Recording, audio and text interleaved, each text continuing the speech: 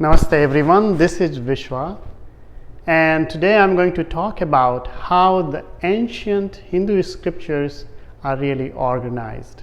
There are so many scriptures and it's hard to decipher which one goes where, how they are connected.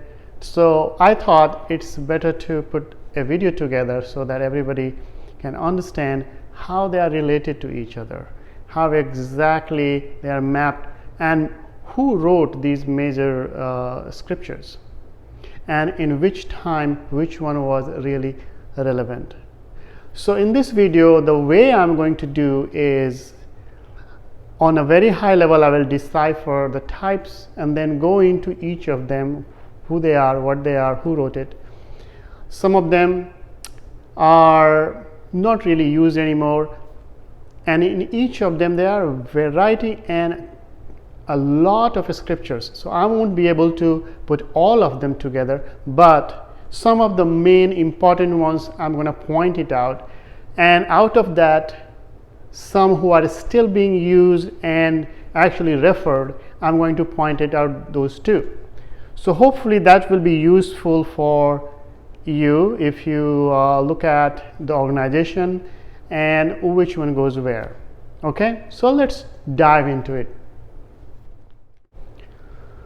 So on a very high level, there are two major types of scripture.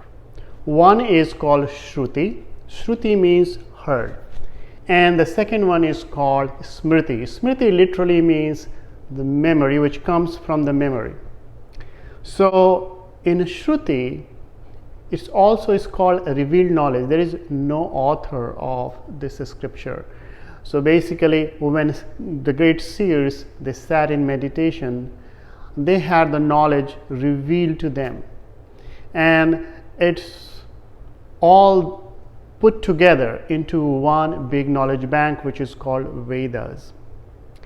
Now at some point of time, Vedas were divided by one person called named Vedavyasa. I will talk about a little bit about him too. And then that whole one knowledge bank got divided in 4 parts. So that is the basic foundation of Hindu philosophy or Hinduism. So the ЩRУTI scriptures, as I said, they are Vedas. Their time frame is between 2000 BC to 1000 BC. Say about, I'm just giving a simplistic timeline of 1000 years. This is called the Vedic period. It's ages of rituals, highly mechanical time. So initially it was said that the Vedic knowledge were put together as one. But later, for simplicity, Vedavyas divided in 4 parts so that people can understand better and have a different focus on each section. So for example, the Rig Veda, which is called Book of Mantras or Hymns of Praise, accounts all the details about social, religious, political, and economical background of Vedic civilization. So Rig Veda is the oldest book in the world, contains the earliest form of all Sanskrit mantras, and that dates back to 1500 BC. Now the next one is called Samveda, which is also called Book of Songs. It has melodies. It also teaches devotion or worship. It is a text. It's a reduced version of Rig Veda actually. And it's said that if Rig Veda is the knowledge, Samveda is the realization. If Rig Veda is the wife, Samveda is the husband. The other one, third one, is called Yajurveda, which is called Book of Rituals. And it was made to meet the demands of ceremonial religion. The Yajurveda practically served as a guidebook for the priests who execute sacrificial acts, muttering simultaneously the prose, prayers, and sacrificial formulas. And the last one is called Atharvaveda, which is slightly different than the other three. It is called Book of Spells, which also has the charms prevalent at that time and portrays a clear picture of the Vedic society. This is completely different from the other three Vedas and is next to the importance to Rig Veda with regards to the history and sociology. So as you can see, these four, one is more focused on the knowledge, other is on the devotion, the third one is more on the action, and the last one is more on powers and skills, which also sprouts these yogic tendencies of Jnana Yoga, Bhakti Yoga, Karma Yoga, and the Tantra, which includes everything else, to give you powers and skills to have a better human being. The Veda literally means knowledge. These knowledge were heard or revealed to seers, as I said before, during meditation. Thus, this is called Shruti. Vedas are also called Nigama, means that's the final truth. The general assumption is that the Vedic hymns were revealed themselves to the sages, who were the seers or mantra-drashta of the hymns. Thus, the Vedas are considered authorless. They were transmitted verbally as it was received by sages over the generations and do not change. They are preserved in the original form. Seers, both male and female, Rishi and Rishikas, made the contribution to the Vedas. And here are the list of them. So as you can see here that there are more than 15 rishis, the male seers, and more than 15 rishikas, which are female seers, actually contributed to the knowledge of Vedas. This was written by Sri Ganesha, which is the son of Shiva and Shakti, and it was narrated by Vyasa Krishna Dvipanya, because he helped to compile Vedas. His name simply called Vedavyasa. Alright, so let's dive a little deeper in the Vedas as how they are composed. So each Vedas is composed of 4 sections. One is called Samhita, second is called Brahmans. Samhita is literally a collection of mantras, hymns of praises, and the Brahmans are basically rituals and prayers, which is a ritualistic text which includes the precepts and religious duties. Together, Samhita and Brahmans are called Karmakanda, or action part, which deals with karma, dharma, artha, and kama, and the other two, which is aranyaks. Aranyaks means the forest text, means people going in the forest, worshipping, doing meditation, and realizing the knowledge. It's basically for the ascetics who live in the forest and deal with mysticism and symbolism. And aranyaks, from aranyaks, all the learned knowledge, experienced knowledge converted into Upanishads, so the final philosophy and the wisdom. These two together called Jnanakand, or knowledge part, which deals with moksha or liberation or freedom from pain and suffering and realizing ourselves who we are actually. All these 4 Vedas are said to have 1180 branches or brahmanas. Thus, they produce roughly same amount of Upanishads. However, only 200 Upanishads are only available today. And out of 200, only 108 are actually referred because of their importance. So the essence of Vedas are in Upanishads. all the crystallized knowledge, all the knowledge which was milked out of Vedas, exists in Upanishads, and that is called Vedanta, means end of Vedas. There were supposed to be 1180 Upanishads, but they all are not available. Out of 200 available Upanishads, 108 are selected to be studied. Not all Upanishads are like a big text. Some of them are maybe just one page, but that one page has so much deep information that it will be mind-boggling. And it's like the knowledge which cannot be expressed in the word are expressed in such a way, in a poetic way, that it itself dive deep, and you need a teacher to actually explain and make you understand it. So all these 108 Upanishads, if grouped for a better understanding, there are 7 different groups. One, it is the main important Upanishads. Second one is for universal value.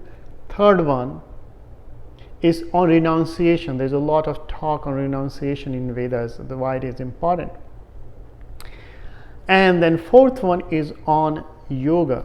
As you can see, yoga is not a new thing. It was not started when Patanjali started giving the Darshana on yoga. It existed much beyond from the Vedic period. Even those 17 Upanishads cannot be 100% categorized Vedic as well. Some are in a tantric nature as too. Now you see the Vaishnava, Shakta and Shaiva, these three, they are basically tantric in nature. Now it will take a little bit time to explain slightly difference between Vedic and tantric philosophy, but just to understand that these texts, which I am calling tantric, were written a little later.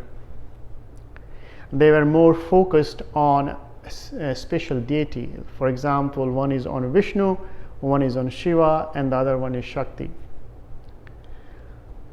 So let's go into the next slide, where I'm going to talk about the 10 major Upanishads.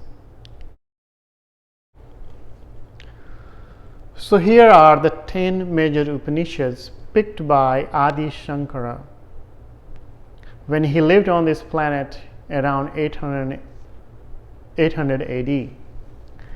And this is the foundation. These Upanishads are the foundation for Vedantic philosophy. You might have seen my video which I did on Vedanta, which is a philosophy, and you will know how this Vedanta philosophy comes forward further down in the Smriti section. So now we come to the second type of text, which is called Smriti. So why did we need Smriti first of all? Because Veda was hard to understand for everyone. One half of it talked about mantras and rituals. The second part talked about meditation practices, related rituals, and abstract knowledge, which was not easy for anybody to understand. So Smriti come in existence when these masters says this will not be easy to explain to the most of the people.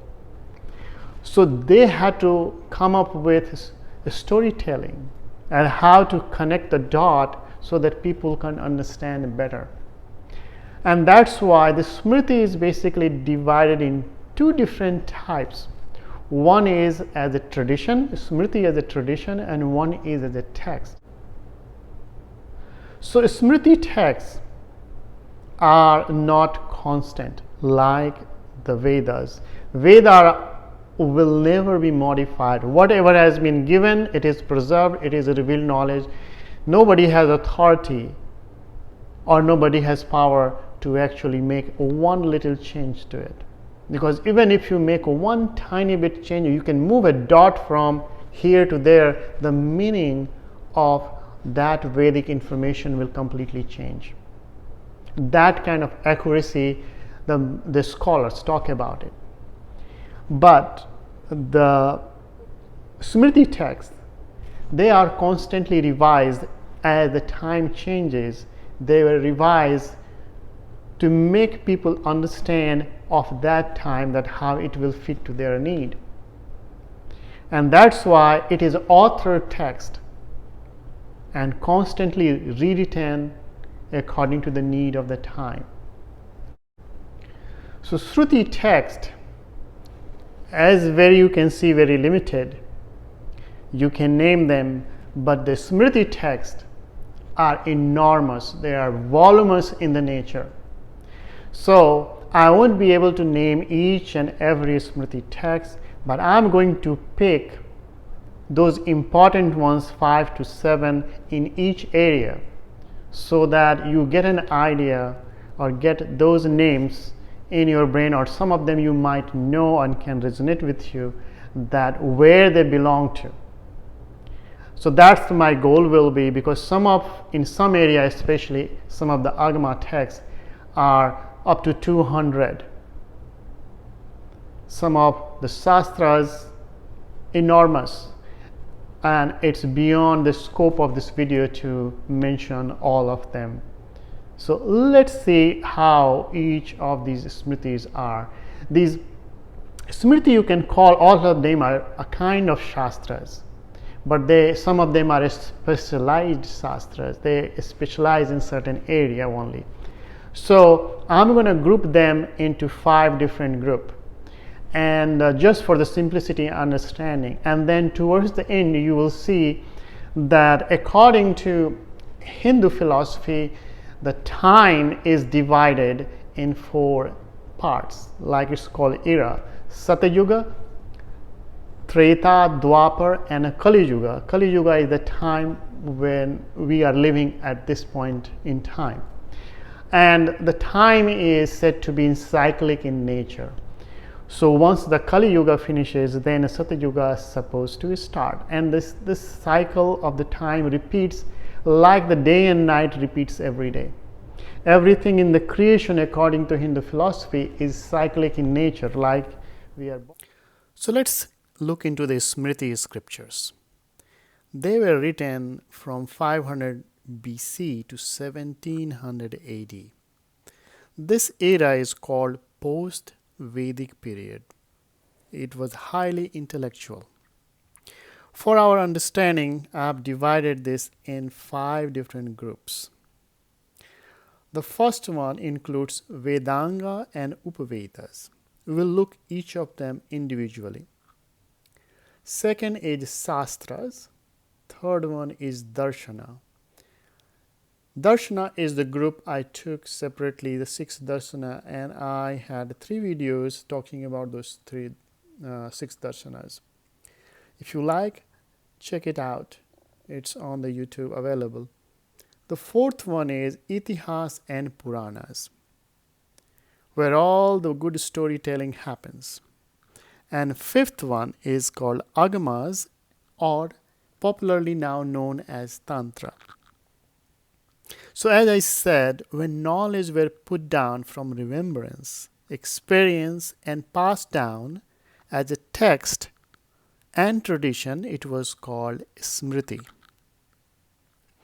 Now, just to remind you that there are 2 types of literature used in Smriti. One is called Sutras, which is aphorism form or sloka or poetic form.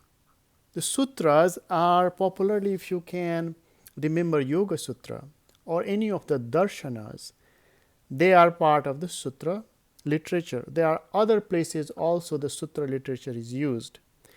And slokas are used in many other places, including especially in Itihasa and Purana, a lot in Agamas and Tantras. So these 2 are main 2 literature used among all the Smritis.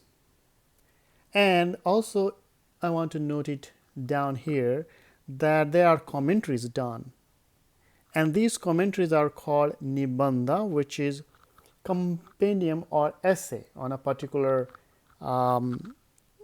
talk, a particular sutras or any of these shastras. They can, somebody, a master can write a essay, a composition on that.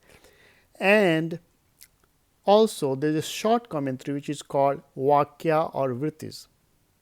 And third one is vasya. Vasya is the long commentary. So these are some of the types. On a high level, I'm mentioning these things which will be utilized further down the road. So let's take one of these groups at a time and understand what are the texts used in it and what are their purpose. So let's first look at the very first group, which is containing Vedanga and UPVEDA. Vedanga means, anga means the limbs. So literally it is associated with Vedas. It's a limb of Vedas.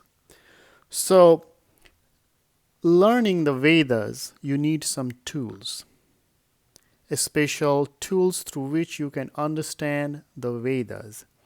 So this is where those tools were given or developed. That's why it's called associated with the study and understanding of the Vedas. They are 6 in numbers, as you can see them. However, for the user's purpose, all these 6 are used to really study Vedas, but in general uses, the one thing which is mostly used by most people is Jyotisha, or actually astrology. So that astrology comes from Vedanga. And on the other side, UPVEDAS, there are 5 major UPVEDAS. These UPVEDAS are like a supplement or supplementary addition to the Vedas, and each of them are connected to one particular branch of Vedas. Out of these 5, the last 3 are kind of extinct. They are not in use anymore. However, as you know, Ayurveda, which is popularly known today around the world, which comes from Rigveda and Atharvaveda. Technically, the Atharvaveda contains 114 hymns, which relates to the magical cures for disease. And later the Shastras, other masters created several texts relates with Ayurveda. Same way, Sthapatya Veda, which has to do with engineering and architecture, how to build your house and any building, popularly today known as Vastu Shastra. How to keep your house, which side will be your bathroom, which side will be your kitchen, which is a fire corner, and things like that. Today people know about Feng Shui from China. Something similar if you need to relate it to it. Now, Dhanurveda has to do with the warfare, military. Gandharva Veda has to do with the music, dance, and erotica. And Artha Veda has to do with politics, economics. You will see all these, the UPVEDAS, will be depicted in more or less as Shastras, as we talk in the next section. Alright, so let's talk about the second group, which is called Shastras. Shastras are basically a specialized knowledge in a defined area of practice. The very first one in this group is called Dharma Shastras. There are more than 20 Dharma Shastra. They are basically the code of conduct for the social living. Usually they end up with the name Smriti. For example, Manu Smriti, Parashar Smriti are the well-known ones. Now, Manu or Parashar are basically the writer of that text. So like that, there are more than 21 Shastra. Now, these are not in use. They are obsolete and they don't apply to the current time. So the next group is Artha or a Niti Shastra. They basically deals with economics, politics, ethics and law. So you can relate it back to the UPVEDA, which is Artha Veda. And here the one of the famous one, which was by Chanakya Vishnugupta, the text he wrote was Arthashastra. The second one he gave was Chanakya Niti Darpan, and then Vidur Niti. Vidur was one of the famous characters in Mahabharata, and same way Shukra Niti is the another one. So the Shukra, Vidur, Chanakya are the name of the people who were the author of these texts. So there are more than a dozen Shastra on economics, politics, ethics and law, and they have beautiful knowledge. However, in reality, they are also not used anymore. People read for their pleasure. Now the next group moving into is called Kama Shastra. It has to do with arts, love, erotica and relationship. These can be connected back to Gandharva Veda, as you saw it before in Upaveda. And popularly, as you know, Kama Sutra is the one which is famous worldwide. There are some other texts like Rati Rahasya, Rati Manjari, Angaranga. Those are the other popular texts in this area. The Kama Shastra is also used in the left hand Tantra. So this is the one group which again people some use for their pleasure and some use the information wherever it is applicable in their life. Now the fourth category is called Moksha Shastra, which has to do with the spiritual liberation and freedom. One of the famous texts written by Adi Shankara is called Vivek Chudamani. There are so many Upanishads written on the moksha. There are several other texts which because of the space I have limited to just mention that these are a lot of text on the spiritual liberation, so there is no point listing it down here. Now moving into those shastras which are currently in use a lot, or people are still using it because of their uses and how it helps in their life. And the first one has to do, if you remember again back to Upaveda, which is called Ayurveda, and this is called a Chikitsa Shastra, also includes Rasa Shastra. It has to deal with health and medical science for wellness. So there are three major texts used in Ayurveda. The first one is Charak Samhita, second is Sushruta Samhita. These are the Samhita or the text named after the author. And the third one, which is two texts together, Astanga Hridayam and Astanga Sangraha, written by Bhagavad. There are three other minor texts also very useful in Ayurveda study and its uses. Now if you look at on the other side, which has to do with Vastu Shastra, or if you relate it back to the Upaveda called Sthapatya Veda, it has to do with architecture and space organization for the healthy living.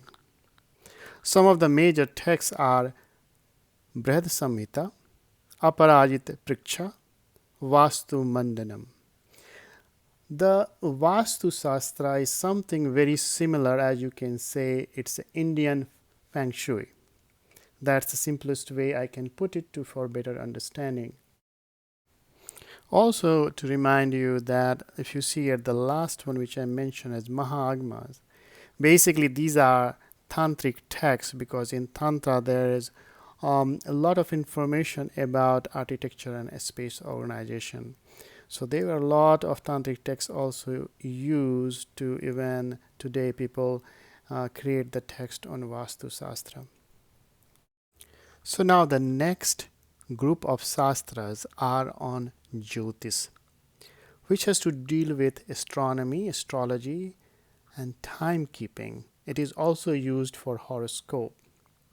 If you remember the Vedangas, the one of the Vedanga is Jyotis.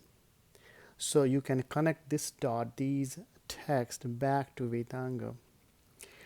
So there are several texts in this area as well. However, I'm just picking few of them. Vrigu Samhita, Narad Samhita, Jaimini Sutra. They are named after the person who actually wrote it, like a Vrigu Rishi, Narad, or a Jaimini. The Brihad Parashar, Parashar is another name of the author, and these are used even today for people who like to do the astrology work or timekeeping, looking after what is the best time to do certain rituals or do certain work so that it is auspicious and things have a positive result. So the next group I'm going to cover is the all other Shastras. The group I'm going to talk about each group. There are so many others, it is beyond the scope of this video to cover each and every one.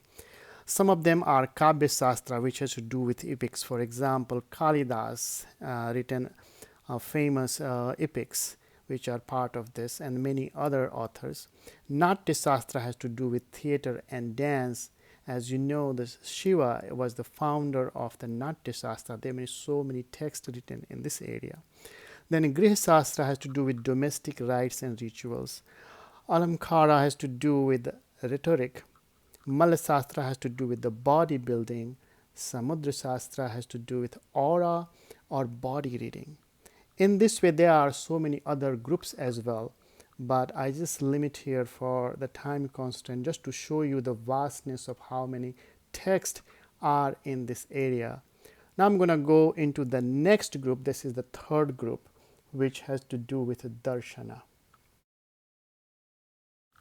So third major group of the Smriti is called Darshana, which means actually schools of philosophy. As you know, there are 6 Darshana: Nyaya, Vaisesika, Samkhya, Yoga, Mimamsa, and Vedanta. I have talked on each of them in 3 parts on YouTube videos. If you're interested, you can look into that and understand in more detail about each of the Darshana. Now, to understand the Darshana, I do want to mention here there is a commentary which is called Bhashya. So, corresponding to each type of Darshana, there is a commentary like Nyaya Bhashya, like Yoga Bhashya, which is the most important one because yoga is the most popular one. So I mentioned Yoga Sutra and Yoga Bhashya are the most important text here in this group, which is even currently used. Because to understand Yoga Sutra, the Vyasa wrote a commentary called Yoga Bhashya, and that's how we understand many details of what Patanjali wrote in Yoga Sutra. So this fourth group is called ITIHASA and Puranas. This means, Itihas means actually historical events, and Purana means something of the ancient time. Both actually deals with stories, literally. And through the stories, they convey a deeper meaning of our life, knowledge, and many different things of the society and how to deal with that. So it also internally, for example, Puranas, primarily they talk about 5 important things, like for example, creation of the universe,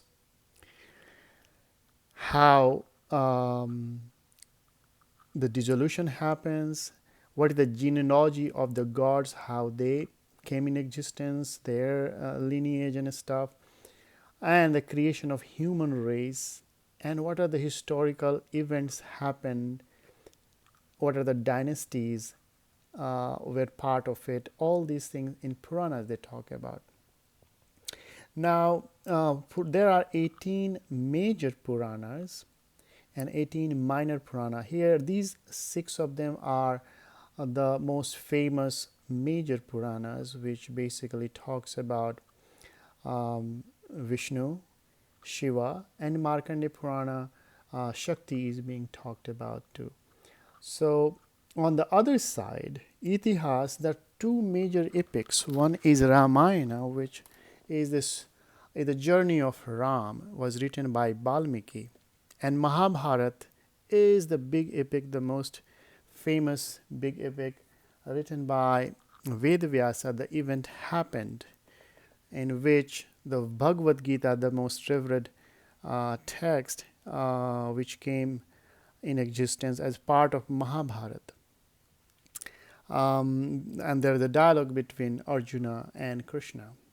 And through that dialogue, there are deeper knowledge is being conveyed, which actually kind of synthesis of all the Upanishads, Puranas. That's why it's so important, which we'll talk a little bit later. Now, many people don't know also that there is a Anugita as part of Mahabharata, when Krishna gave a second time knowledge to Arjuna, because Arjuna forgot when it was given first time during the war. That's also very important. And then there is a Harivansa Purana, which is a part of Mahabharata and is an appendix of Mahabharata. Now, the Ramayana also consists an additional text which is called Yoga Vasishta, which is actually part of Ramayana, also called Maharamayana, and this is a conversation between Ram and Vasishta. It is, the knowledge is so pure and crystal clear that it actually conveys the Advaita Vedanta philosophy in a story format. One story goes into another and then comes back to the previous one and explains why this happened. If you get a chance to read it, you will say what I'm basically saying. There is no word to explain this text. This Itihas and Puranas together, Upanishad says, revered as the 5th Veda. That's the power of all the text. This is actually also a part of devotion movement or bhakti movement, because all these Puranas are leaning towards one Ishtadevata or one deity, for example, Vishnu, Shiva, Bhagavati or Devi or Brahma, and they are called the Supreme. So let's keep the story for now here and let's move into the next section. So now we finally come to the 5th and final group, which is called Agama, or now popularly known as Tantra. So what is Agama? Agama means that which has been handed down to the people of the present from the past. So mainly in Agama or Tantra, there are 3 major sects. One is Shaiva, in which Lord Shiva is the supreme. In the second one, which is Shakta, in which Devi or the goddess, divine mother, is the supreme. And the third one, which we'll see in the next slide, Vaishnava, in which Vishnu is the supreme Lord. Now, each of these Agama, there are several sects. And it is beyond the scope of this video to cover all the tantric sects here. So I'm going to pick one of those sects to present these texts just for understanding so that you have an idea. So for example, in Shaiva there are 28 major texts. Out of that I have listed like 7 of it which mostly deal with Kashmiri Shaivism. So in Shaivite or Shaivism, some of the famous major texts are Kamika Agama, Netra Tantra, Shiva Tantra, Swachandra Tantra, Vijnana Bhairav Tantra, Mrigendra Tantra, Yoga Raja Agama. In Shakta tradition, depending on the sect, they can have 27, 64, 77 major texts. and some of the sects, they share some of these texts. And these are the listed ones are powerful texts like Kularnava Tantra, Kulasara Tantra, Mahanirvana Tantra is the most powerful one, Prapanchasara Tantra, Yudra Yamala Tantra is the earliest text, Tantraja Tantra and Todala Tantra. Some of the texts are the conversation between Shiva and Shakti. So some of them are shared between Shaivites and Shakta sects as well. When I say Shaivites are basically the one who follow Shiva, Shakta is the one who follow the Shakti. So now moving into the next Agama, which is called Vaishnava. Now in the same way, Vaishnava Agama has several sects and 4 to 5 sects, and out of that, the one which is famous one is called Pancharata Vaishnava. And in Pancharata Vaishnava, some of the famous texts are Ahirbuddhanya Samhita, Brihada Brahma Samhita, Ishvara Samhita, etc. In this Vaishnava tradition, either Vishnu or Krishna was the incarnation of Vishnu, are revered as the supreme God. So even Bhagavad Gita is part of Pancharata Vaishnavite text.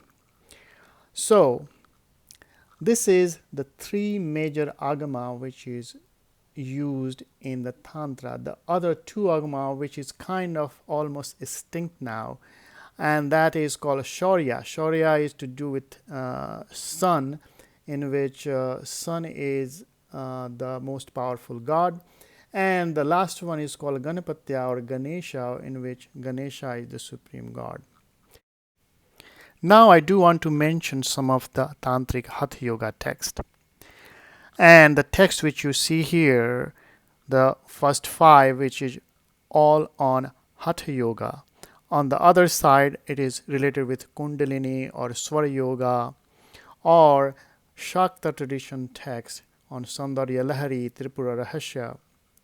These are all prime text of yoga. They all come from this Tantra tradition. The Gheranya Samhita on the left side, if you see in Hatha Yoga, which comes from Vaishnavite tradition. So these texts together from all the 3 major Agamas or Tantra provides today the foundation and the depth of knowledge for practicing Tantric Yoga today.